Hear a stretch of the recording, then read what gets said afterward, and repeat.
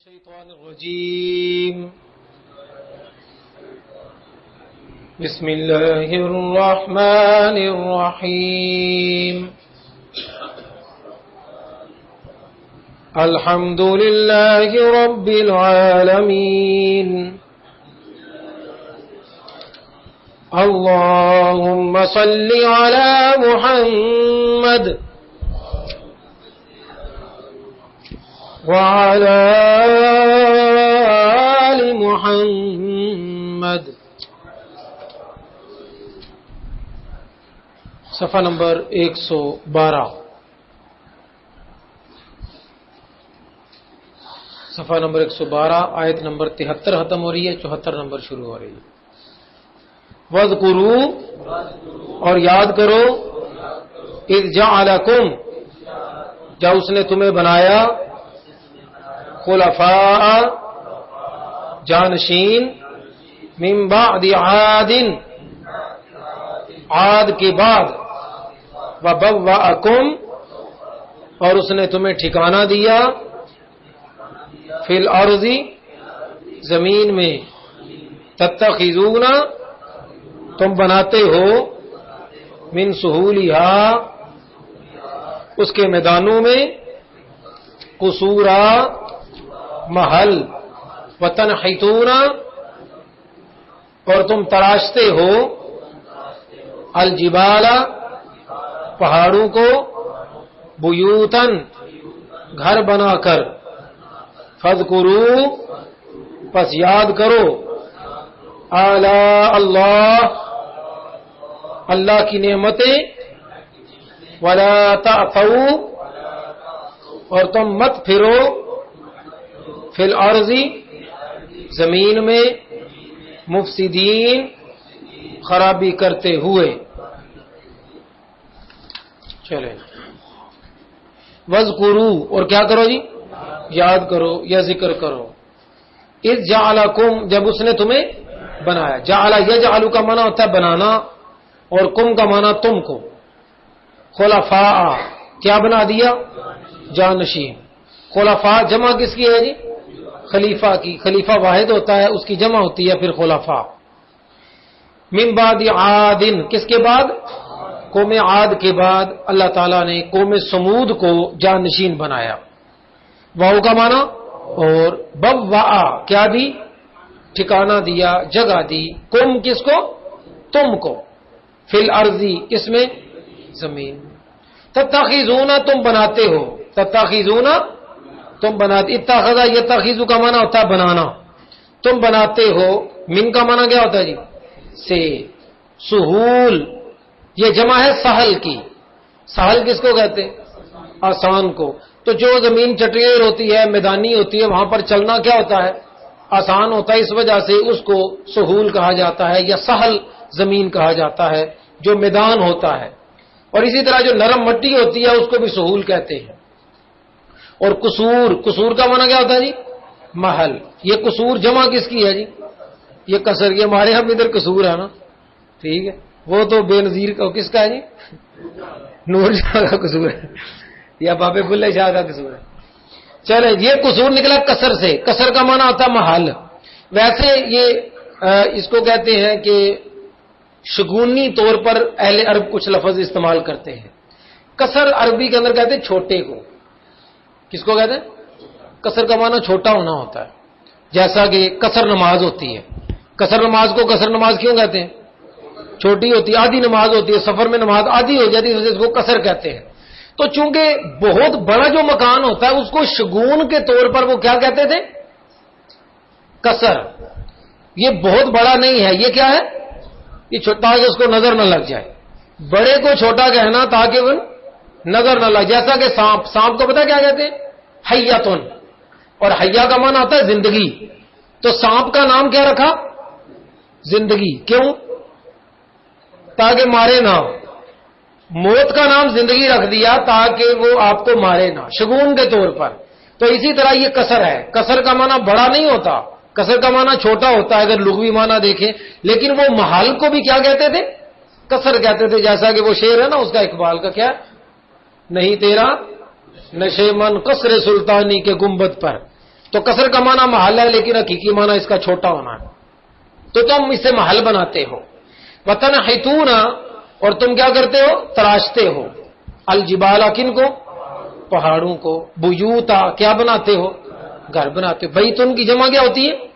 بیوت. کہتے ہیں یہ جو بیت کا لفظ نکلا ہے، باتا یبیتو کا معنی ہوتا ہے رات گزارنا. کیا کرنا؟ تو جہاں پر بندہ رات گزارتا ہے نا، اس کو پھر کیا نام دے دیا انہوں نے؟ بیت.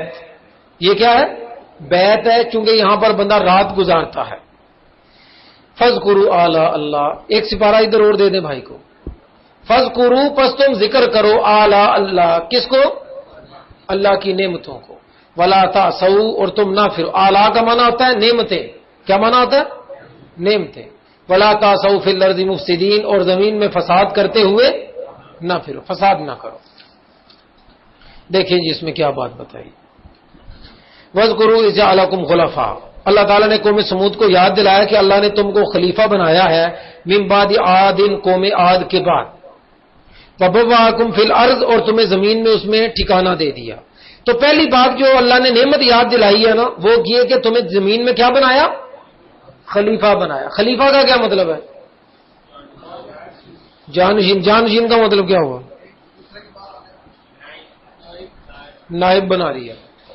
یہاں پر نائب کا مطلب یہ ہے کہ جس طرح اللہ تعالیٰ نے قوم عاد پر یہ احسان کیا کہ اللہ نے ان کی طرف ایک نبی کو بھیجا اور اس کے ذریعے اپنے پیغامات ان لوگوں تک کیا کر دیے، تو وہ جانشین بن گئے.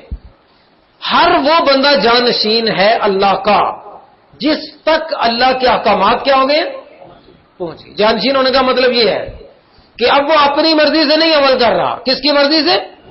اللہ کی مرضی سے. چونکہ مرضی اللہ کی آپ چل رہے ہیں اس لیے آپ جانشین ہیں. آپ خود کچھ نہیں ہیں.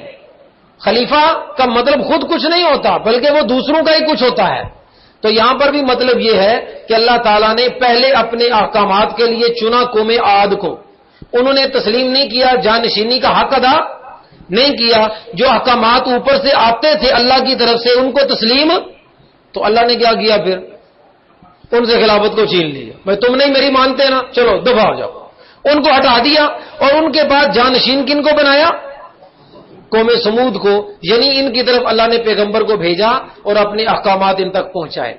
تو آپ میں سے ہر بندہ جس پر اللہ کے احکامات پہنچ چکے ہیں تو وہ کیا ہے؟ وہ جانشین ہے. آپ میں سے ہر بندہ خلیفہ ہے.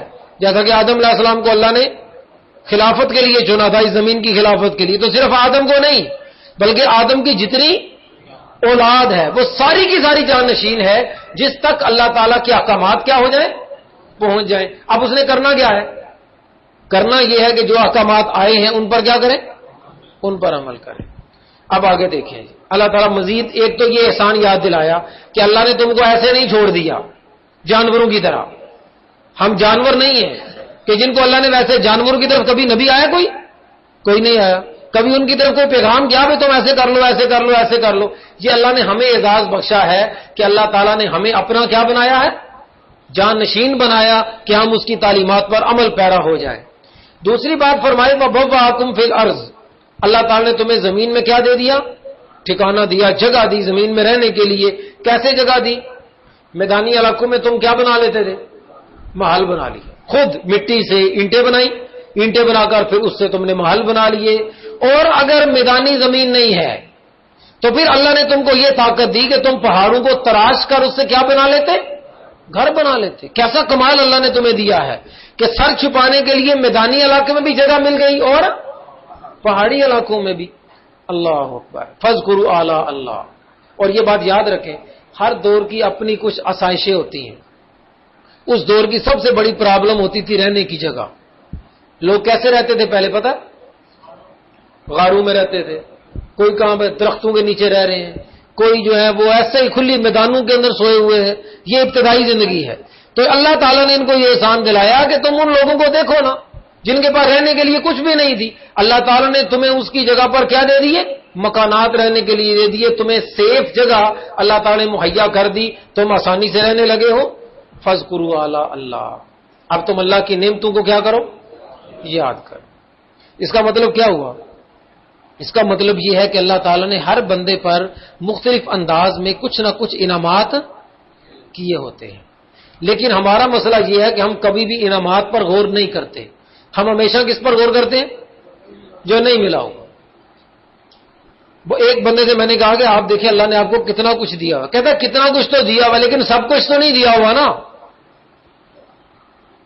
تو میں نے اسے کہا میرے بھائی یہ بات بھی تم ذہن کے اندر رکھ لو, دنیا میں آج تک کوئی بندہ ایسا نہیں گزرا جس کو سب کچھ دیا گیا ہو. کوئی ایک بندہ مجھے بتا دو جس کے پاس سب کچھ ہو, تو پھر تمہیں بھی اگر سب کچھ نہیں ملا تو تمہیں رونے کا حق ہے کہ فلاں کو تو سب کچھ مل گیا اور مجھ کو سب کچھ نہیں ملا. ہر بندے کو کچھ ملتا ہے اور کچھ نہیں ملتا, ایسا ہی ہوتا ہے. یہ زندگی کا دستور ہی ایسا ہے. تو جو اللہ تعالیٰ انسان کو نعمتیں دیتا ہے اس پر انسان کو کیا کرنا چاہیے؟ اس کا شکر ادا کرنا چاہیے. اور اگر کوئی چیز نہیں دی تو پھر کیا کرنا چاہیے؟ پھر صبر کرنا چاہیے. یہ دو باتیں یاد رکھنی. زندگی کے خوبصورت گزارنے کے دو اصول ہیں. جو چیز آپ کو نہیں ملی اس پر کیا کریں؟ صبر کریں. نہیں ملی تو پھر کیا ہوا؟ اللہ کی مرضی ایسے ہی تھی, نہیں ملی, شاید اس میں کوئی حکمت ہو اللہ کی نہ دینے میں بھی, اور اگر مل جائے تو پھر اس کا کیا ادا کریں؟ شکر ادا کریں. ہمارے ساتھ ہمیشہ سے معاملہ الٹا چلا رہا ہے. جب ہمارے پاس کچھ نہیں ہوتا تو ہم روتے ہیں, ہم چلاتے ہیں, تو ہماری تکلیف کم ہونے کی بجائے کیا ہو جاتی ہے؟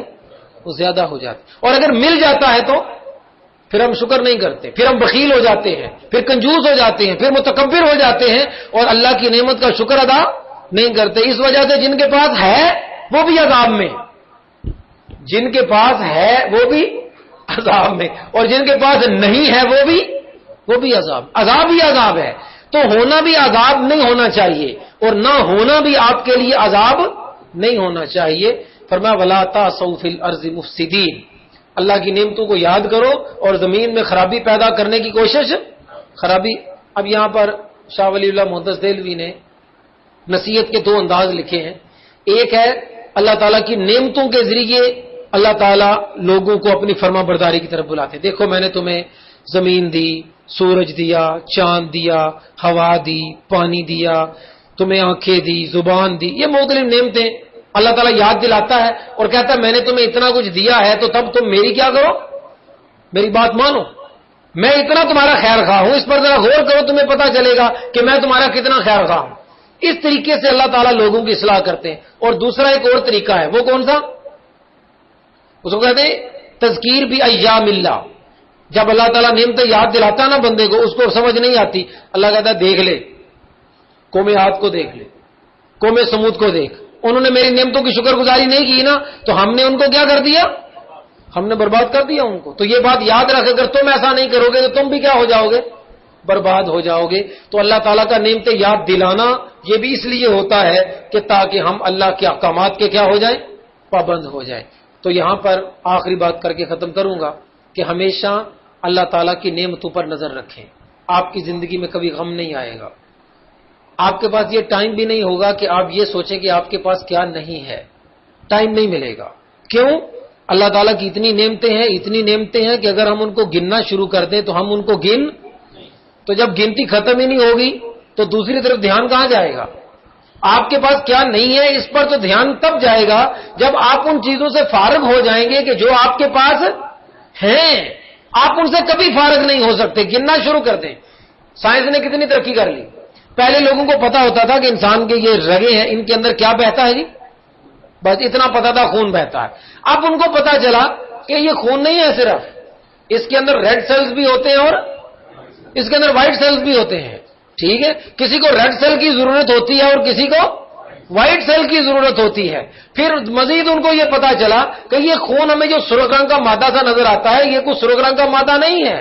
اس کے اندر تو سونا ہے, اس کے اندر تانبا ہے, اس کے اندر چاندی ہے, اس کے اندر نمک ہے, اس کے اندر لوہا ہے, اور نہ جانے کیا کچھ اس کے اندر اللہ تعالیٰ نے رکھا ہوا. یہ ابھی پتا چلا, اس سے پہلے کسی کو پتا بھی نہیں تھا.